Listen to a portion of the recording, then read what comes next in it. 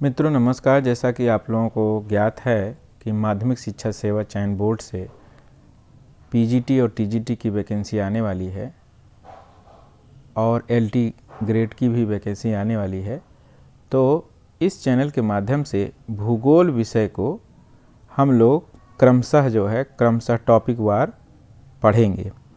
तो आज हम पीजीटी और टीजीटी के सिलेबस को एक बार देख लेते हैं।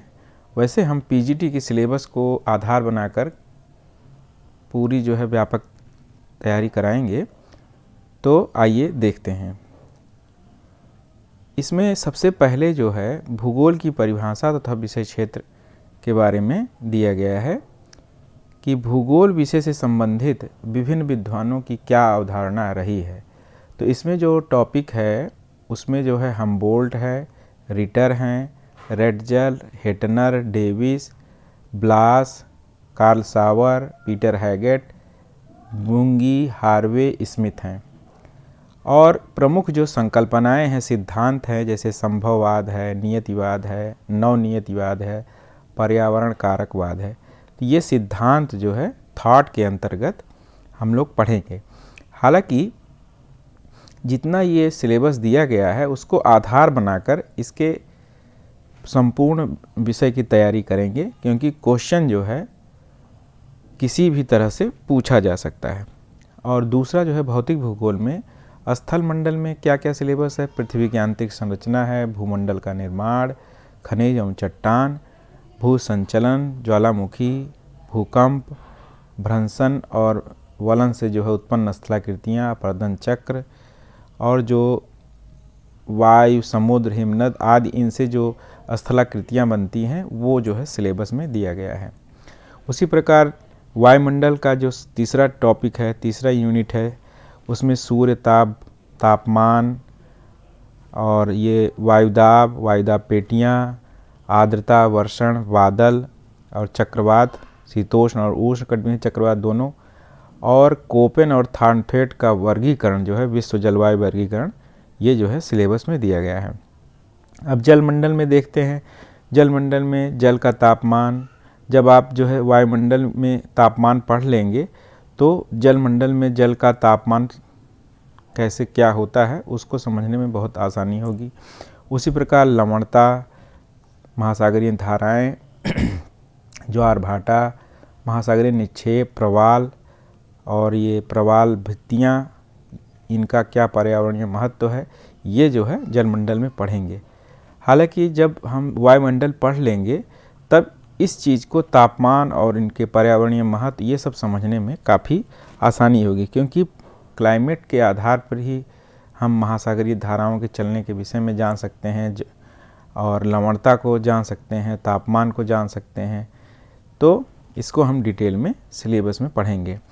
अब चौथी यूनिट जैवमंडल की है, जिसमें वनस्पति के प्रकार, विश्व में इनका वितरण किस प्रकार है, सदाबहार वन, पर्यावरणीय महत्व इनका क्या है, वनस्पति और पारिस्थितिक तंत्र, जैव विविधता और पारिस्थितिकीय महत्व, निर्वहनीकरण की समस्या और वन संरक्षण। तो जो जैवमंडल का सिलेबस है वो पर्यावरण अध्ययन के अंतर्गत आता है और ये काफ़ी व्यापक सिलेबस है। केवल हम जितना सिलेबस दिया गया है टॉपिक से, उससे केवल इसकी संपूर्ण तैयारी नहीं कर सकते हैं। इसके लिए हम व्यापक अध्ययन की नीति अपनाएंगे। अब इसी प्रकार आगे मानव भूगोल में पर्यावरण और मानव संबंध है के बारे में हमको पढ़ना है। पूरा पाषाण, नवपाषाण युग और मानव की क्या कार्य पद्धति रही है। ये बेसिकली इतिहास या प्राग ऐतिहासिक इतिहास का भाग है। ये इसमें दे दिया गया है।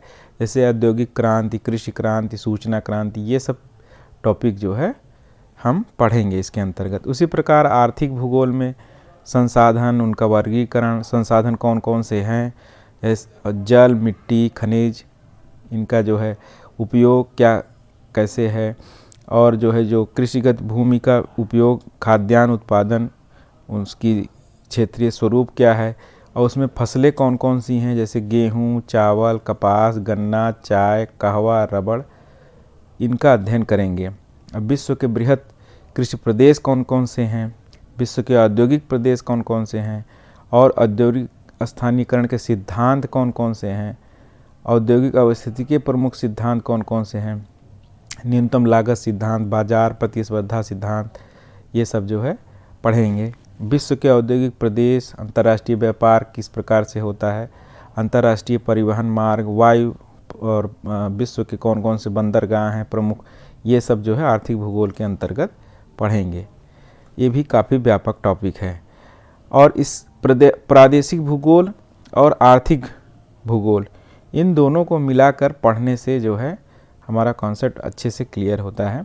हालांकि भूगोल में तो एक टॉपिक से दूसरे टॉपिक रिलेट रहते हैं।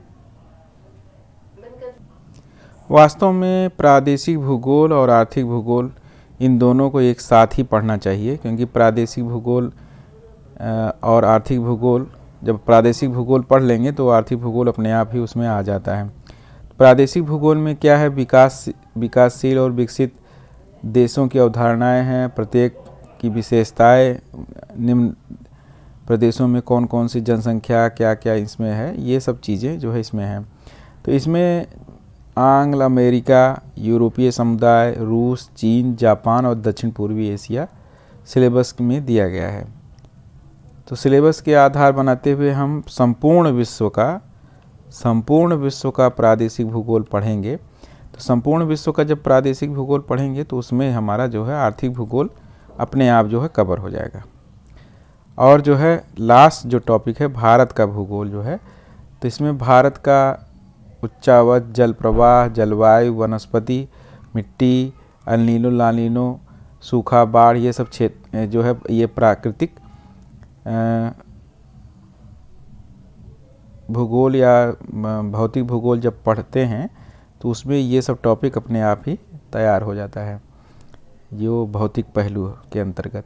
उसके बाद संसाधन, खनिज, ऊर्जा, सिंचाई, जल विद्युत, बहुउद्देशीय योजनाएं, आर्थिक स्वरूप, कृषि, खाद्यान्न उत्पादन, कौन कौन सी जो है औद्योगिक विकास हुआ, किस प्रकार कौन से औद्योगिक प्रदेश हैं, और इसमें कौन कौन से मेन उद्योग हैं, लौह इस्पात, ऊर्जा, सीमेंट, एल्युमिनियम, इनका वितरण तथा उत्पादन की प्रकृति, अवस्थापना, उनकी समस्याएं क्या क्या रही हैं, मतलब ये आर्थिक भूगोल के अंतर्गत ये सब चीज़ें आएंगी। उसके बाद जनसंख्या वृद्धि और वितरण, प्रादेशिक स्वरूप क्या है, जनसंख्या वृद्धि के कारण जो समस्याएं क्या हैं, ये प्रादेशिक स्वरूप क्या है आर्थिक विकास का, ये जो है इसके अंतर्गत पढ़ेंगे।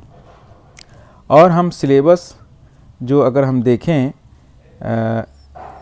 दूसरा जो पार्ट है इसका टीजीटी का, तो उसमें कुछ चीज़ें जो है अलग हैं। जैसे ये भौतिक भूगोल न करके इसको जो है खगोलकी कहिए। खगोलकी में जो है अलग टॉपिक है जो कि पीजीटी में नहीं है, ये टीजीटी में अलग से है। पृथ्वी की गतियाँ, ये चंद्र ग्रहण, ये सब चीज़ें, हालांकि ये सब कॉन्सेप्ट के लिए आपको पढ़ना पड़ेगा, तभी जो है संपूर्ण रूप से भूगोल समझ में आता है। और बाकी टॉपिक लगभग वही हैं, थोड़ा बहुत अंतर है।